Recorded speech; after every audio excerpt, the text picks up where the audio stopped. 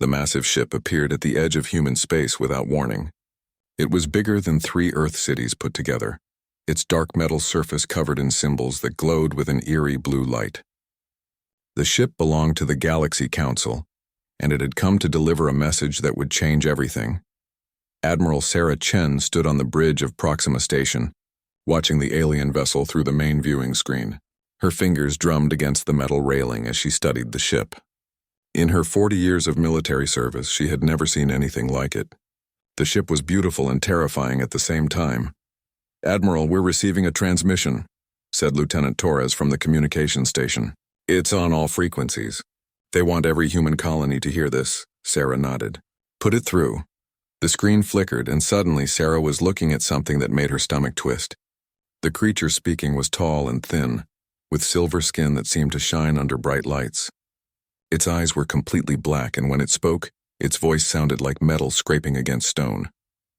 "I am Ambassador Zethkar of the Galaxy Council," the creature said.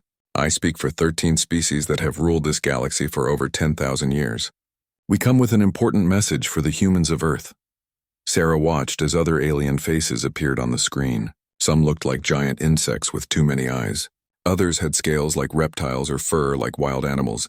All of them stared at the camera with the same cold expression. "Your species has been expanding too quickly," Zethkar continued.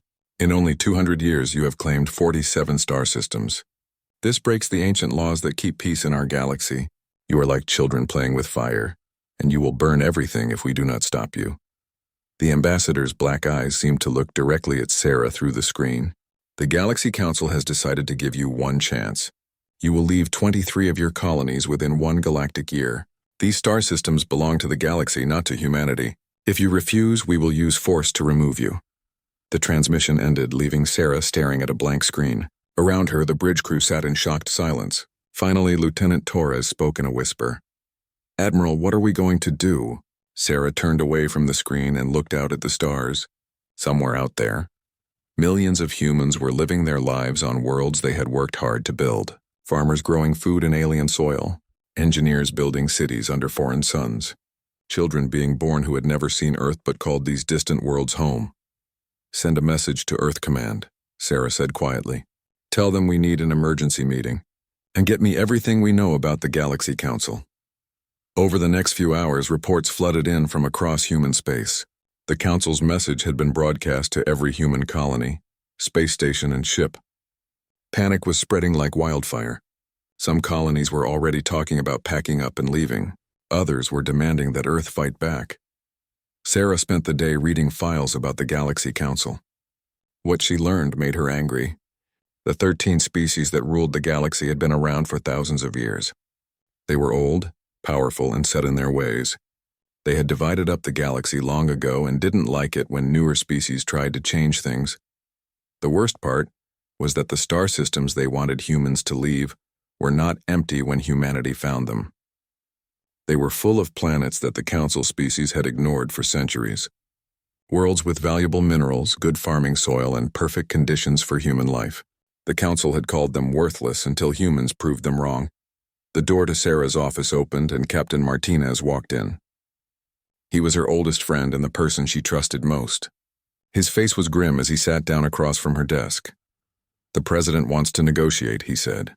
"She thinks we can find a peaceful solution." Sarah laughed, but there was no humor in it. "Peaceful? Did you see those aliens, Martinez? They didn't come here to negotiate. They came here to give orders." "What about our fleet?"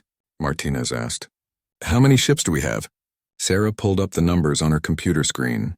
237 combat ships spread across 47 systems. "The Council? Intelligence estimates they have over 3,000 ships, and that's just counting the ones we know about." Martinez was quiet for a long moment. Then he asked, "What are you thinking, Sarah?" Sarah stood up and walked to the window. Outside, she could see human ships moving between the space station and a nearby planet.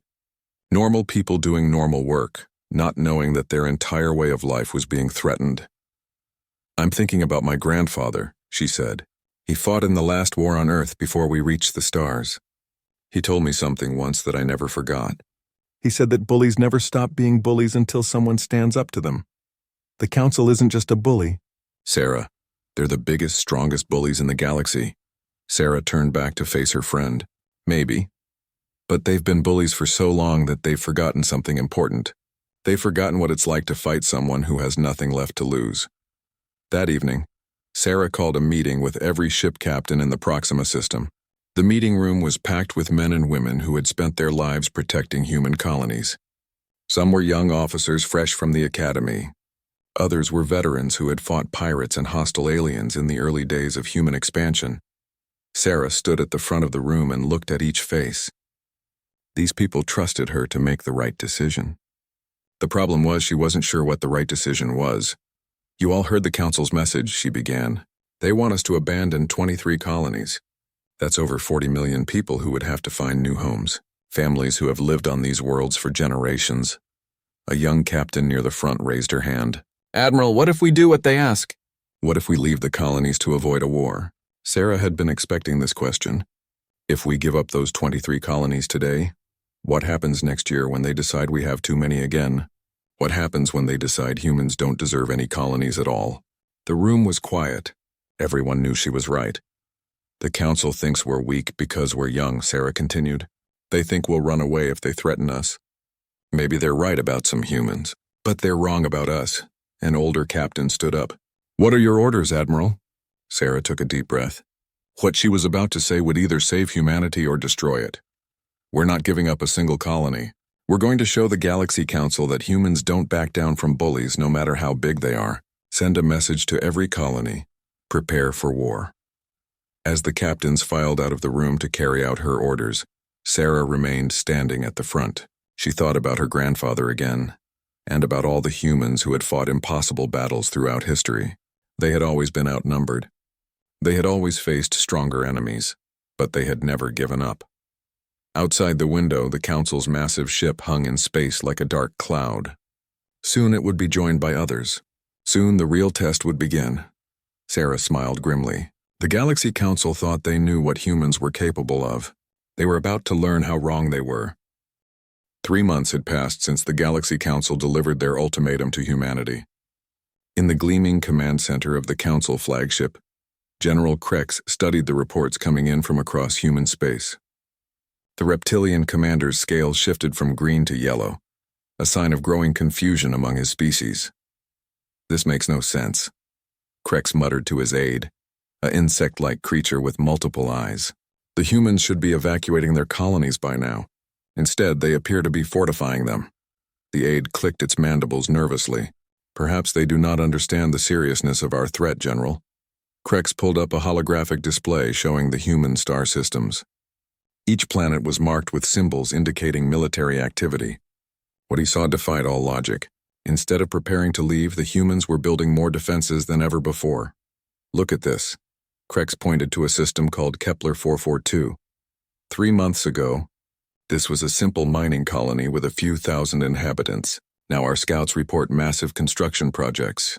They're building orbital weapons platforms. Ambassador Zethkar entered the command center, his silver skin gleaming under the artificial lights. "General, what is the status of human compliance with our demands?"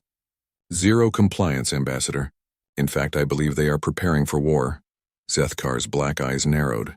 "Impossible. Our intelligence reports show they have fewer than 300 combat ships. We have assembled a fleet of over 2,000 vessels for this operation. No species would be foolish enough to fight such odds." But even as the ambassador spoke, new reports were coming in that challenged everything the Council thought they knew about human capabilities. Across 23 disputed star systems, humans were working with a speed and efficiency that amazed their observers. On the planet New Texas, farmers had converted their agricultural machines into mobile weapon platforms. Massive harvesting robots now carried military-grade energy cannons. Irrigation systems had been modified to carry soldiers and supplies through underground tunnels that connected every settlement on the planet. In the asteroid belt around Tau Ceti, miners had transformed their operation into the largest weapons factory outside of Earth. Rock-cutting tools became ship-mounted guns. Ore refineries started producing armor plating instead of commercial metals. Within weeks, the asteroid belt looked more like a military fortress than a mining operation. But it was the speed of construction that truly worried the Council's military analysts. Humans seemed to work without stopping. They labored in shifts that covered every hour of the day. More importantly, they worked together with a coordination that defied explanation. Captain Vorth, a Council intelligence officer, presented his findings to General Krex with obvious concern in his voice. "Sir, we need to reconsider our assumptions about human military capability. They are not behaving like any species we have encountered before." "Explain," Krex ordered. "Most species, when threatened with overwhelming force, either surrender immediately or make token resistance before negotiating. The humans are doing neither. They appear to be preparing for a total war." Captain Vorth activated a display showing human fleet movements. "Look at their ship deployments. They are not concentrating their forces to defend their most valuable colonies. Instead, they are spreading them across all 23 disputed systems. It is as if they intend to fight for every single planet." General Krex studied the display with growing unease. In his 300 years of military service, he had never seen such a defensive strategy. It went against every principle of logical warfare. "There is something else, sir," Captain Vorth continued. "Our deep space monitors have detected unusual communications traffic between human colonies. The messages are heavily encrypted, but the volume suggests they are coordinating something significant." Meanwhile, on Earth, Admiral Sarah Chen was putting the finishing touches on a plan that had been decades in the making. The plan had a simple name: Protocol Defiance. But there was nothing simple about what it entailed. Sarah stood in the underground command center beneath the Rocky Mountains, surrounded by screens showing every human colony in the galaxy. Each system was now connected by a communications network that allowed instant coordination across impossible distances. "Status report," Sarah called out to her staff. "All colonies report ready for Phase 1, replied Colonel Park, her chief of staff. "Weapon platforms are online, supply caches are filled, and civilian evacuation plans are complete." Sarah nodded. The civilian evacuation plans were crucial. While the Council thought humans were preparing every colony for battle, the truth was more complex. Non-essential civilians were being quietly moved to secure locations. Only volunteers would remain to fight. "What about our manufacturing capacity?" Sarah asked. "Running at maximum output," reported General Hassan, head of military production. "We are producing 3 times as many ships and weapons as before the Council's ultimatum. The orbital shipyards are working around the clock." Sarah allowed herself a small smile. The Galaxy Council had made a critical error in giving humanity a full galactic year to comply with their demands. They probably thought they were being generous, giving humans time to organize an orderly withdrawal. Instead, they had given humanity time to prepare for the largest military mobilization in human history. The real genius of Protocol Defiance was not just in its military preparations, but in its psychological foundation. The plan was based on a simple understanding of human nature. When faced with impossible odds, humans did not become more reasonable. They became more dangerous. Dr. Elena Rodriguez, the mission's chief psychologist, had spent years studying how humans reacted to existential threats. Her research had revealed something that alien species found difficult to understand. The greater the threat to human survival, the more creative and ruthless humans became in their response. "Admiral," Dr. Rodriguez said, joining the group around the central display, "I have completed my analysis of Council military doctrine. I believe we have identified a significant weakness." "Go ahead," Sarah said. "The Council species have been fighting wars for thousands of years, but they have always fought against opponents who shared similar values. They prefer to minimize casualties, both their own and their enemies. They use overwhelming force to achieve quick surrenders, avoiding prolonged conflicts." Sarah saw where this was going. "But humans don't think that way." "Exactly. Our history shows that humans are willing to accept massive casualties if they believe their cause is just. We are also willing to inflict casualties without regard for traditional military honor codes. The Council has never faced an enemy that fights dirty." As if to prove Dr. Rodriguez's point, reports began coming in from the frontier colonies that made the Council's military leaders increasingly uncomfortable. Human colonists were not just building defenses. They were preparing to turn their entire worlds into weapons. On the planet Harvest, civilian cargo ships were being fitted with explosive charges. If the Council invaded, these ships would be used as massive bombs against enemy vessels. The planet's children were being trained to operate communication equipment from hidden bunkers. ensuring that resistance could continue even if all the adults were killed. In the Vega system, engineers had figured out how to turn their terraforming equipment into weapons of mass destruction. Atmospheric processors could be modified to create poisonous gases. Weather control systems could generate deadly storms that would make invasion impossible. General Krex received these reports with a growing sense of dread. He had fought in dozens of campaigns across the galaxy, but he had never encountered anything like this. The humans were not just preparing to fight. They were preparing to make conquests so costly that victory would be meaningless. "Ambassador," Krex said to Zethkar during their daily briefing, "I recommend we reconsider our timeline. The humans are clearly not going to comply voluntarily, and their preparations suggest this will not be the simple police action we anticipated." Zethkar's expression remained cold. "General, the Council has made its decision. These humans must learn to respect galactic law. If they choose to resist, we will teach them the price of defying their betters." But even as the ambassador spoke with confidence, both he and the general knew that something had gone wrong with their carefully laid plans. The humans were not behaving like any species in the galaxy's recorded history. As the deadline approached, one question haunted every council leader. What had they gotten themselves into? The first shots of the war were fired at Kepler 442, a system that the Galaxy Council had expected to capture within hours. Instead, what should have been a simple occupation turned into 3 weeks of nightmare fighting that would haunt Council military leaders for generations. General Krex commanded the assault from his flagship, a massive dreadnought that had conquered 12 star systems without ever taking serious damage.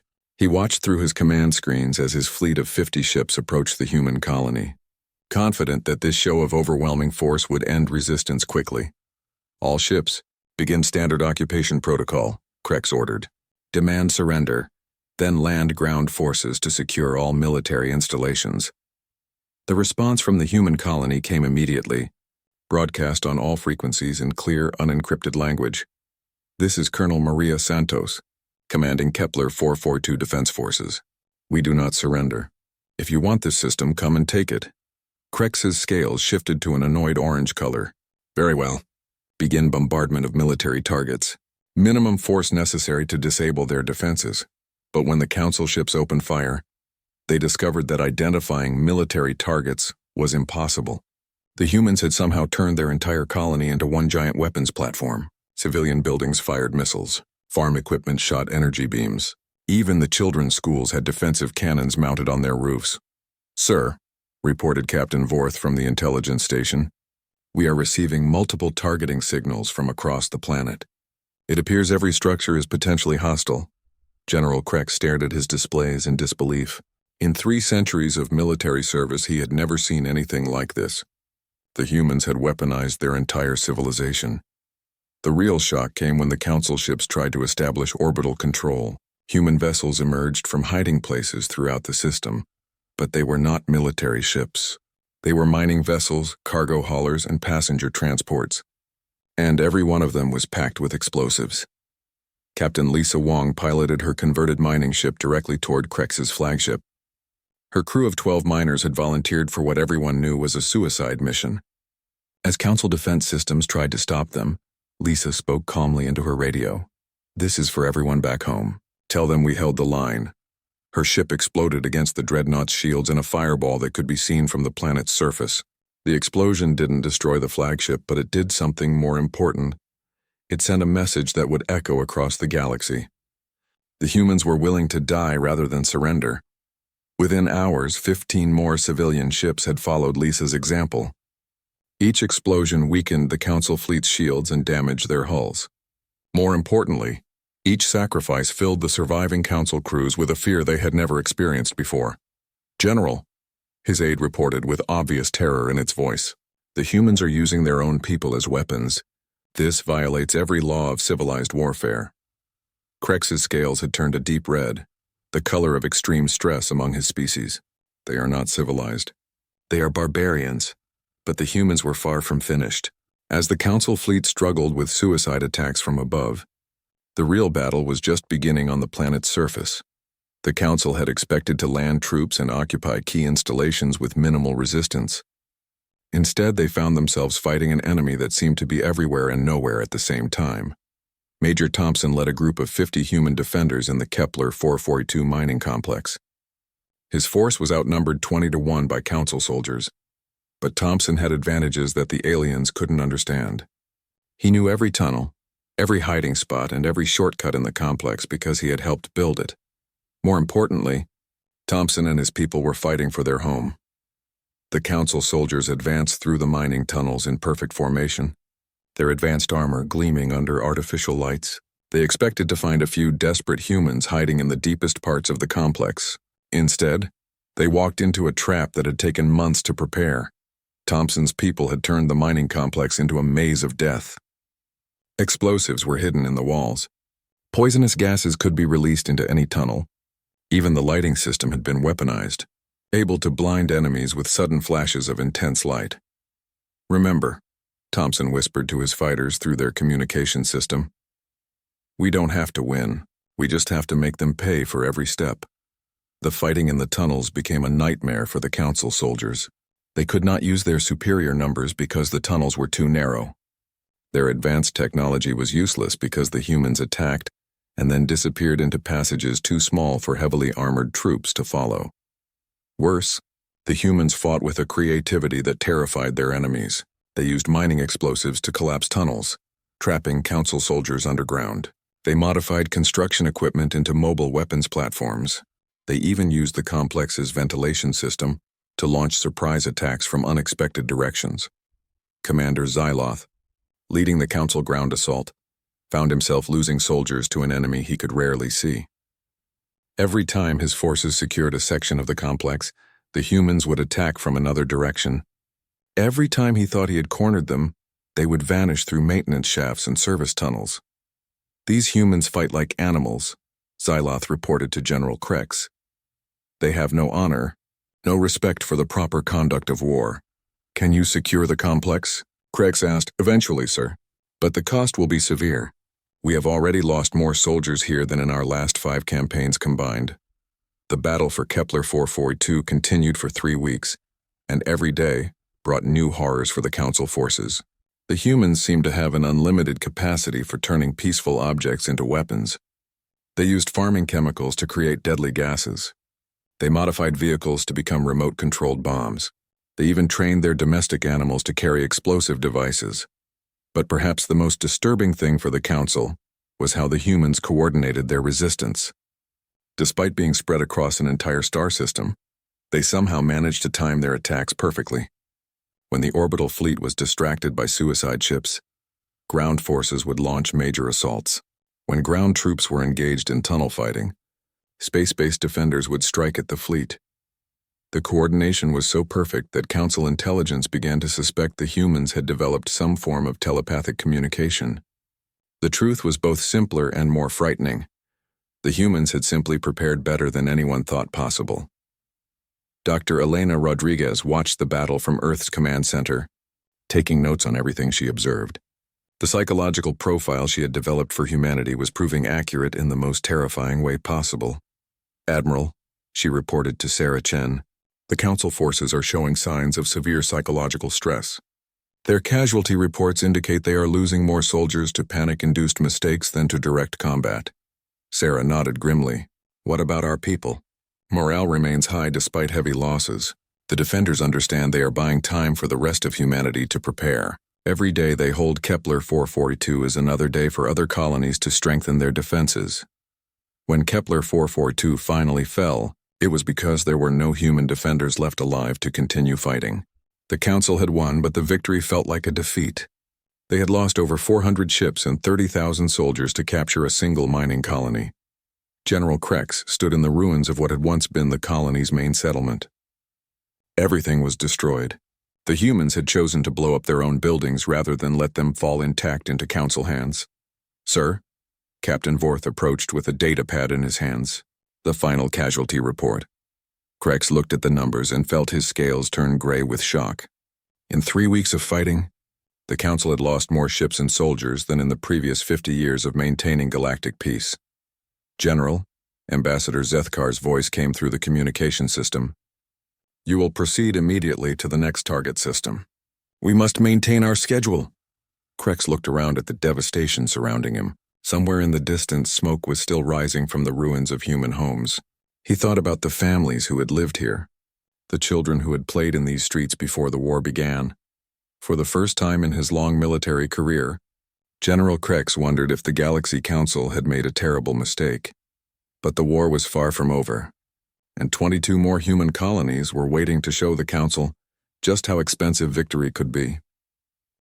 6 months into the war, Ambassador Zethkar stood in his private chambers aboard the Council flagship, staring at intelligence reports that made his silver skin turn pale with worry.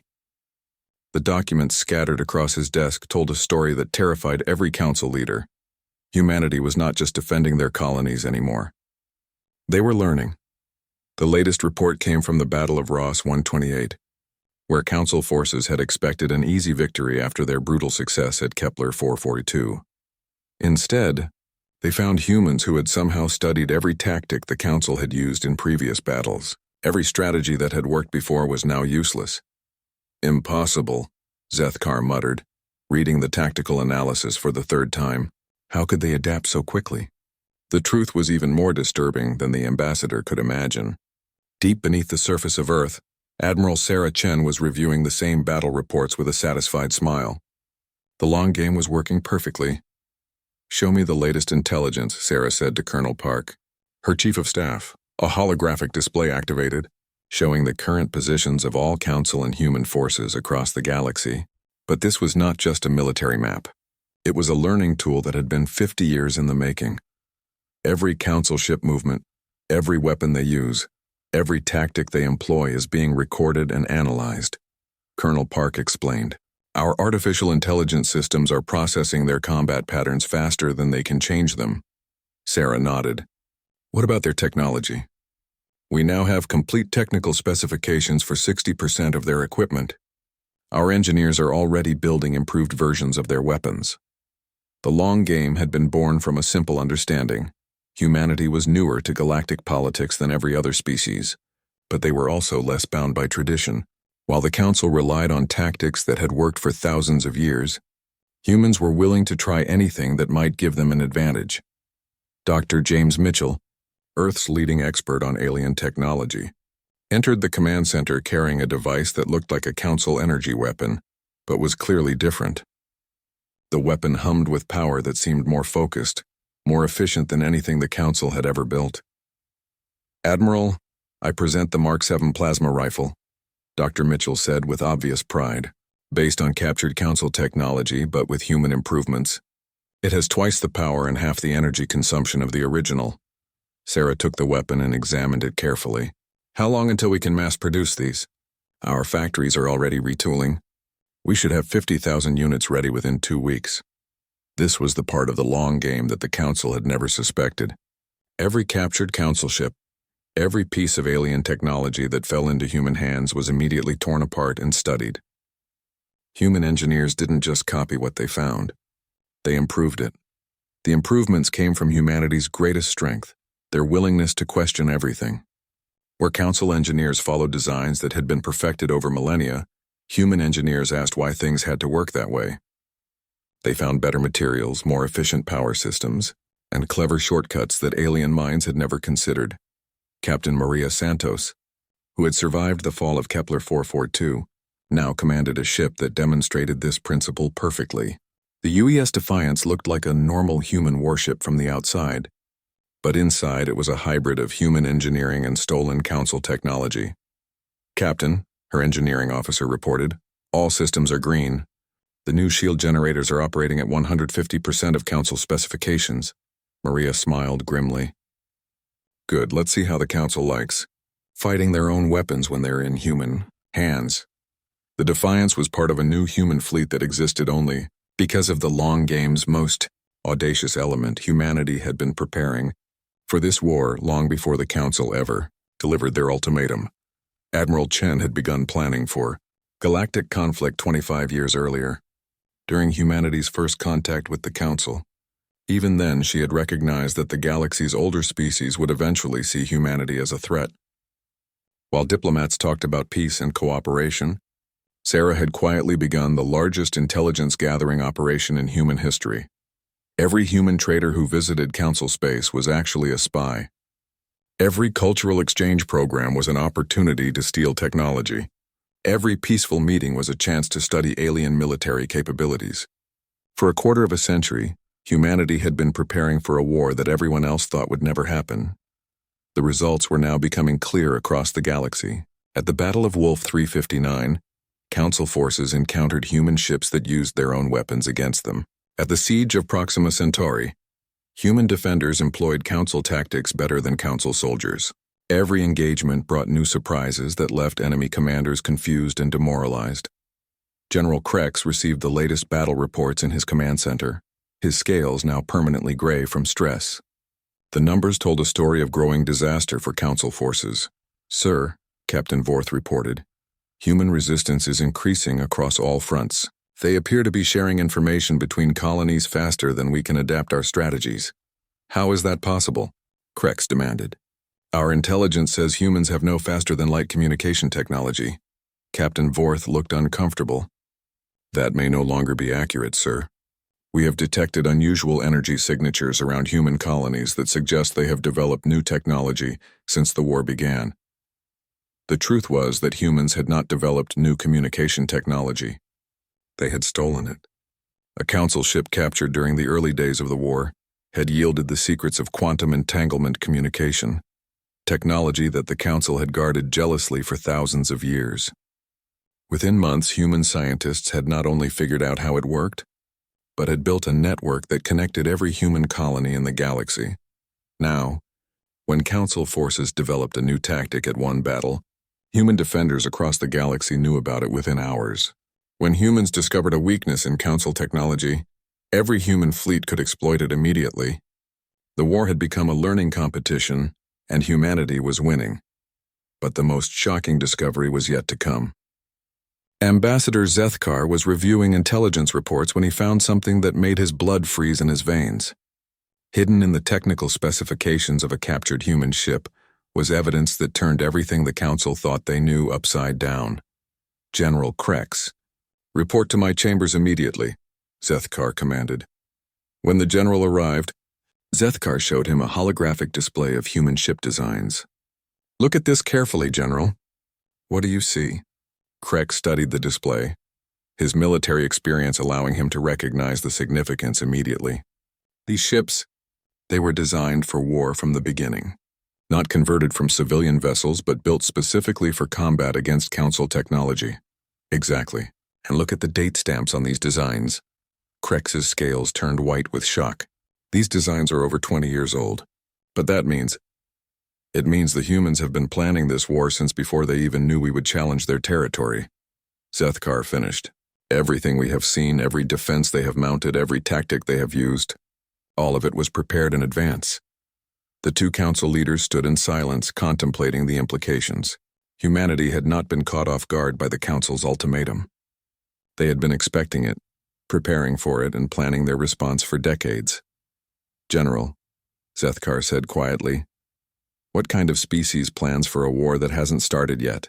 Krex thought about all the battles he had fought, all the human defenders who had died rather than surrender, all the impossible tactics that had cost his forces so dearly. "A species that never intended to lose," he answered. Across the galaxy, Admiral Sarah Chen was putting the finishing touches on the next phase of the long game. The Council thought they were fighting a defensive war against desperate human colonies. They had no idea that they were actually walking into the most elaborate trap in galactic history. Phase 2 was about to begin. And when it did, the Galaxy Council would discover that they had not been fighting humanity at its strongest. They had been fighting humanity while it was still learning how to win. The real war was about to start. 1 year after the war began, the Galaxy Council chambers had never seen such chaos.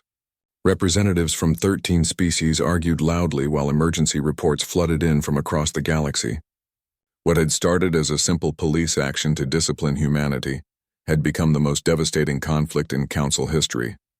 Ambassador Zethkar stood at the center of the debate, his silver skin now dull and gray from months of stress. Around him, other species representatives demanded answers that he could not provide.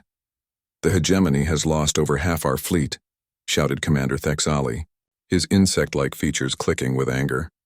"My species will not sacrifice more ships for this madness. The humans are using our own weapons against us," added Representative Korovin, her fur standing on end with rage. "They fight without honor, without mercy. This is not war. It is butchery." Zethkar raised his hands for silence, but the arguing continued. Through the chamber's great windows he could see the lights of Council capital ships hanging in space. Once those lights had represented the unshakable power of galactic civilization. Now they seemed weak and uncertain, like stars fading in the darkness. "Honored representatives," Zethkar called out, finally gaining their attention. "General Krex will now present his final strategic assessment." General Krex entered the chamber, his scales permanently white from exhaustion and defeat. In his clawed hands he carried a datapad that contained the most devastating military report in Council history. "Honored Council," Krex began, his voice barely above a whisper, "I must report that our campaign against humanity has failed completely." The chamber erupted in angry voices, but Krex continued speaking over the noise. "In 12 months of warfare, we have successfully occupied 7 human colonies. However, the cost has been catastrophic. We have lost 1,600 ships, over 200,000 soldiers, and the respect of our own crews." Representative Korovin leaned forward. "Surely the humans have suffered greater losses." Krex's expression grew even grimmer. "That is the most disturbing part of my report. Human casualties appear to be relatively light. They evacuated most civilians before fighting began, and their defenders used tactics that minimized their own losses while maximizing ours." The general activated a holographic display showing the current military situation. The map told a story of disaster for Council forces.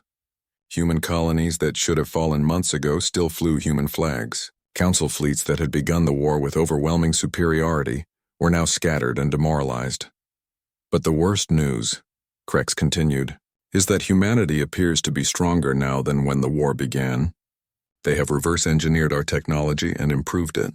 They have developed new weapons and tactics that we cannot counter. Most importantly, they have learned to fight as a unified force across dozens of star systems." At that moment, the chamber's communication system activated. The voice that emerged belonged to Admiral Sarah Chen, broadcasting from somewhere in human space. "Members of the Galaxy Council." Sarah's voice was calm and confident. "I am requesting permission to address your assembly." Zethkar looked around the chamber at the shocked faces of the other representatives. "You dare contact us directly, human? I dare to offer you a way to end this war before it destroys both our civilizations," Sarah replied. "I am currently aboard the UES Destiny, holding position at the edge of your capital system." "I come seeking peace." The chamber fell silent. Outside the windows, a new light appeared among the Council ships. It was smaller than the massive Council vessels, but there was something about its design that made even the most experienced military officers nervous. General Krex studied the ship through his instruments and felt his scales turn even whiter. "Honored Council, that vessel should not exist. It appears to be built with technology that is superior to our own." Admiral Chen's voice continued. "I am prepared to dock with your station and present humanity's terms for ending this conflict. I come alone with a small diplomatic escort." Zethkar wanted to refuse to order the Council fleet to destroy the human ship immediately, but he knew that such an action would only bring more devastation. The war had already cost too much, and his own allies were threatening to abandon the fight. "You may dock, Admiral Chen, but understand that you are entering Council space under our protection. Any hostile action will be met with overwhelming force." Sarah's response carried a hint of amusement. "I understand completely, Ambassador. I look forward to our meeting." 2 hours later, Admiral Sarah Chen walked through the corridors of the Council's greatest space station. She wore a simple military uniform that somehow managed to look more impressive than the elaborate robes of the alien diplomats who watched her pass. Behind her walked 2 companions who made the Council, representatives even more nervous. One was Dr. Elena Rodriguez, whose psychological profiles had predicted every move the Council would make during the war. The other was Captain Maria Santos, the survivor of Kepler 442, whose presence served as a reminder of how costly this war had been. The Council chambers were silent as Sarah entered. She looked around at the alien faces, seeing fear and uncertainty, where once there had been arrogance and certainty. Honored representatives, Sarah began, I come here not as a conqueror, but as someone who wants to prevent further bloodshed. Ambassador Zethkar stood up. You speak of preventing bloodshed, yet your species has killed thousands of our soldiers. Sarah's expression remained calm. Your species came to our worlds and demanded that we abandon our homes. We defended ourselves. If you want to discuss who started this conflict, we can do that. But I think we both know it would be a waste of time. General Krex leaned forward. What do you want, human? Sarah smiled, and for the first time since the war began, it was not a grim expression. I want what humanity has always wanted, a place in the galaxy. But I want it on equal terms. She activated a holographic projector that showed a detailed map of the galaxy. Human and Council territories were marked in different colors, along with several areas marked in neutral white. This is humanity's proposal for ending the war. We keep all of our current colonies, including the 23 systems you demanded we abandon. In exchange, we offer full membership in the Galaxy Council with voting rights equal to any other species. The chamber erupted in angry voices. Representative Koravan jumped to her feet. Impossible. You cannot demand rewards for defying galactic law? Sarah's voice cut through the noise like a blade. Galactic law is decided by 13 species who never asked anyone else what they thought. You have ruled this galaxy for thousands of years, making decisions that affect millions of other species who have no voice in your government. And you think adding one more voice will change anything? Zethkar asked. I think adding humanity's voice will change everything, Sarah replied. We bring different ideas, different perspectives, and different solutions to problems you have been unable to solve for millennia. Dr. Rodriguez stepped forward and activated another display. This shows the galactic crime rate, territorial disputes, and economic inequality over the past 1,000 years.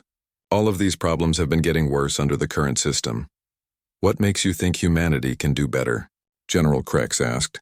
Sarah looked directly at him. General, in 12 months of warfare, has humanity behaved the way you expected? Krex was quiet for a long moment. No, you have consistently surprised us. Exactly. We bring new ideas because we are not bound by traditions that are older than our entire civilization. We can see solutions that you cannot because we look at problems differently. Ambassador Zethkar studied the human proposal carefully. And if we refuse your terms? Sarah's expression grew serious. Then this war continues until one of us cannot fight anymore. But I should warn you, Ambassador, that you have not yet seen humanity at full strength. The colonies you have been attacking represent less than half of our military capability. She activated one final display that made every council representative gasp in shock. It showed human military assets across the galaxy, including ship construction facilities, weapon manufacturing plants, and defensive installations that the Council had never detected. How? General Krex whispered. Because for 25 years we have been preparing for this day, Sarah said. Every human trader who visited your space was gathering intelligence. Every cultural exchange was an opportunity to study your technology. Every peaceful meeting was a chance to learn your weaknesses. You planned this war from the beginning, Zethkar accused. We planned to survive, Sarah corrected.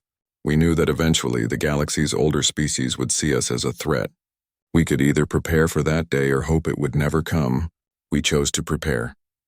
The chamber fell silent as the council representatives contemplated their options. They could continue fighting a war they were losing against an enemy that had been preparing for decades. Or they could accept humanity as an equal partner in galactic governance. Representative Koravan was the first to speak. If we accept your proposal, how do we know humanity will honor the agreement? Thank you for watching and comment for next part.